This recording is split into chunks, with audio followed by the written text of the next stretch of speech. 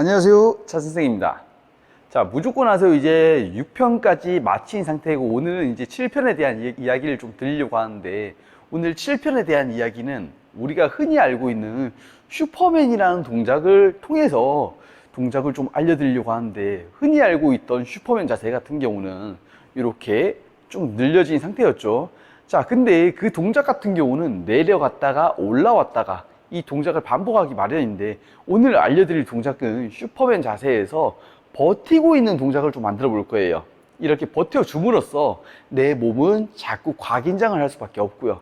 그로 인해서 허리에 대한 힘이 굉장히 많이 강해지실 텐데, 오늘 이 슈퍼맨이라는 운동을 사실은 맨 처음에 1편에서 먼저 알려드렸어야지 사실 정상적인 건데, 이게 후속편으로 7편으로 나왔던 이유가 있습니다. 뭐냐면 엉덩이에 대한 힘, 종아리에 대한 힘, 그리고 허벅지에 대한 힘이 없는 상태에서 이 동작을 취하셨을 때는 허리에 대한 과부하밖에 안 걸리실 텐데, 1편, 2편, 3편을 잘 따라 하신 분들께서 지금 이 동작을 하신다면은 분명히 허리 쪽에 대한 부하도 물론 있겠거니와, 두 번째로는 엉덩이, 그리고 허벅지, 종아리까지 당김에 대한 현상이 일어날 거예요. 자, 그러면 결국에 내가 허리 하나만 쓸 때에 대한 상태와, 그리고 반대로 엉덩이, 허벅지, 종아리까지에 대한 힘을 쓸 때와는 당연히 에너지 소모량 자체가 틀릴 것이고, 그리고 몸을 중립으로 만들어주기 위한 근육 전달력도 물론 틀리겠죠. 그래서 오늘은 이 동작을 좀 설명드릴 수밖에 없었는데, 자, 영상으로 한번 보여드릴게요. 자, 이렇게 슈퍼맨 자세를 만드신 다음에 쭉 늘려주시고요. 시선은 하늘을 보시고요. 이 상태에서 보통 10초에서 20초, 많게는 30초 정도를 버텨주시면 되시고요.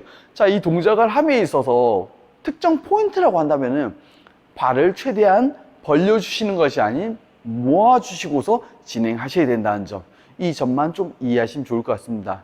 그래서 이 운동 같은 경우는 아무래도 집에서, 그냥 장소에 대한 제약이 조금 있다 보니까 집에서 진행하시거나 아니면 일반적인 헬스장에서 진행하셔야 되는데, 이 운동 같은 경우에는 언제 해주시면 제일 좋냐면 아침에 기상하셨을 때, 그리고 두 번째로는 주무시기 1시간 전에.